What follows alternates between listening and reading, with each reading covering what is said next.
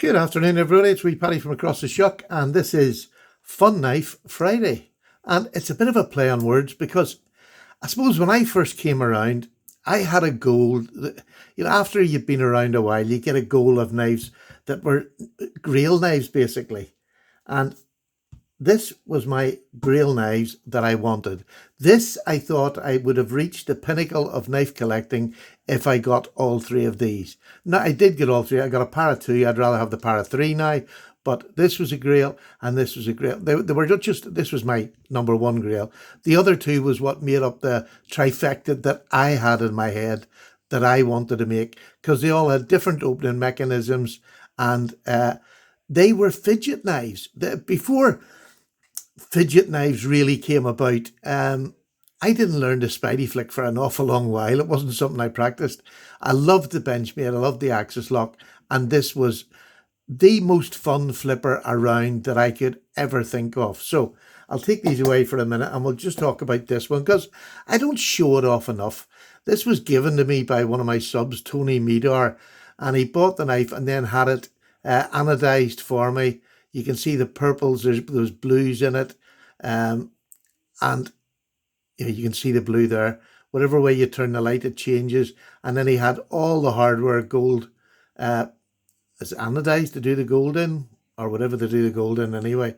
But it is a stunning knife, and I was just over the moon when I had this. And like, to talk about modern day flippers, how good they are. Let me tell you, I don't know how old this is. It must be about a 15-year-old pattern. I'm not sure how old it is. Maybe it's not just 15, but it's a Sinkovich design. And this is still, in my eyes, one of the best flippers you can ever buy yourself. Just watch how fast this comes out. Tiny little pocket pecker, and it just shoots out, and you don't have to put any effort into it. Nothing at all. I mean, I haven't even oiled this, and I don't know how long. I'm sure it's over a year, but bang, it just comes out. It is a beautiful EDC knife. It's S35VN, which was big at the time. It is titanium scales. There's complete titanium slabs. There's no weight relief in it, and it weighs next to nothing. But it was the size. It was such a handy size of a knife. I would say, there we go. It was about, say, just under 7.5 inches, which is just perfect. It really is for an EDC knife. But it still just drops to your finger, and look, the gentlest of persuasion. And I'm sure if I listen, look at that drop, and it literally just, you have to do nothing. It is as close to drop shotty as, and honestly, I reckon if I put a little bit of oil in that, it would probably just complete it. But I don't need it. I don't like them that drop shotty anyway. I tend to cut my fingers. Look, there you go. I nearly got the, I've had bad luck behind the camera this last couple of weeks. Anyway, this was a fun knife. The speed that this came out, beautiful little knife. Now, it's not particularly thin behind the edge, but it's a good EDC. And I keep saying this because you don't want, yes, by all means carry two knives, and one of them is your slicer knife. Like one of them would be my Jack Wolf knives. It'll slice through anything with ease. You can carry this to do the bits where you want to do a bit of poking. Look at the tip on that. It's not pointy at all. Well, it is pointy, but it's not a real easily broken tip. This is a good working little EDC knife. Thin stock, but just a beautiful EDC knife. Really, really stunning. Oh, I've got a bit of magnet there. But it literally just drops to your finger, and honestly, I'm just holding that. Now, it's a frame lock. At this clip, I know it looks very boring, but it really does work perfectly. But it's this action here is just unbelievable. It just flies out. It flies out.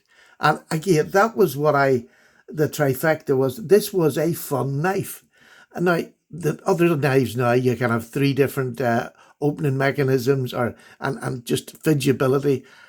Is that a word? Fidgeability? But this to me was a real fidget knife, a real fun knife. This was modern cutlery. And then I got, obviously, my Benchmade 940, which is just the fidget-friendly knife of all knives. This could do with a bit of oiling. Yeah, it really could, because that normally just drop shot. But again, just a beautiful knife. It was fidgety, and I'm not a fidgety person. Like, I'm saying this needs oil. I'll probably not put any in it because I just quite like it. I'm behind a camera, that's why most of the action's not going, but it is a beautifully smooth knife. And again, it's just a little bit bigger. This one I think is about 8 inches, just under 8 inches, about 7 7/8. But again, you had that lovely blade. But look at the length of this blade. Everybody talks about how thin and narrow and work, you know, it's such a work knife. But when you put them two down beside each other, pivot to pivot, there's not that much difference in the blade. Not at all. And the cutting edge, I would say, is minimal. But yet this is the one that always gets talked about for being the long edge. It's the same sort of grind. Let's put the cutting edge to cutting edge. There you go. Cutting edge to cutting edge. There's next to nothing in that. If there'd be, what, 1/4 of an inch? It wouldn't even be a 1/4 of an inch probably. But a fantastic work knife. And this is the knife that I would abuse. And this was a fancy knife. And then I got a para 2. I've replaced that now with a para 3. I just like the smaller handle. I like the way it fits in my hand. And this again is a work knife. It's not as thin a tip as the para 2, I don't believe. Really good solid work knife. Love it. And that was the trifecta that I wanted, which was a ZT, a Benchmade, and a good Spyderco. And I managed to get all three. Now, it took a while. But I mean, these were actually gifts. The para 2 was a gift as well. So I have been really fortunate. But these are sort of knives that never leave your collection because they still mean such a lot to me. They were the pinnacle that I thought, God, if I ever get to there, I will have it made. And I did have it made. And I was really fortunate to be able to share my emotions and feelings all the way through my knife collecting, my knife, on YouTube. I've been really fortunate. I've just really lucked out with friends who were happy enough to send me knives that were wildly expensive to me then. I would never have been able to afford them. And so my journey has been helped by friends, and that's what YouTube means to me. But when you think of now, nearly everybody can have one of these or has had these two, but you don't see as many ZT 0450s about. You get the 0452, which is the larger version of this, both made by Sinkovich, exactly the same pattern, just one's larger. But I still believe this is a great knife. Now, their S35VN wasn't heat treated particularly hard. A lot of people complained about it, but again, for my EDC, this will do me all day long. Strop and it comes back again. S35VN is a brilliant steel for knives. So they were my fun knives. When I got them, they were my fun knives. I allowed to do all the tricks. And now I can barely even flick open a para 3 because I don't use them in that manner. When I'm using them, I just use it the dead simple way. Most of the time with my para 3, I just go like that, open it up, do the work, drop it, and put it away. But that's nice. That's nice. I did have to go through that part of EDC life where you learn to do different things. So there you go. There was my 3. Not really a fun knife Friday, but these were fun knives. These were the top of their game, for your average man. Not your average man. I mean, these were not average prices for average man, but I was very lucky to get them. And I was only about 2 years around by the time I'd got all 3 of these. So my standards were high. And if truth be known, the para 2 or this para 3 now is still a fantastic knife. The Benchmade 940, still a fantastic knife. The only one you don't see too much of is this CT 0450. And people say, that's too small for their hands. I have a large hand. My back finger goes here beautifully.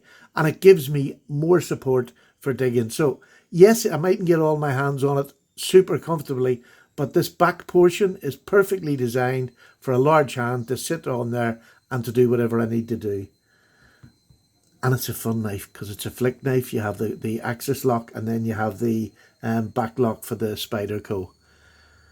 So I hope you enjoyed seeing these 3 knives. They're very important to me, very important to my collection, and they'll never go because, well, I'll never say never because things do go eventually sometimes, but They are very, very special.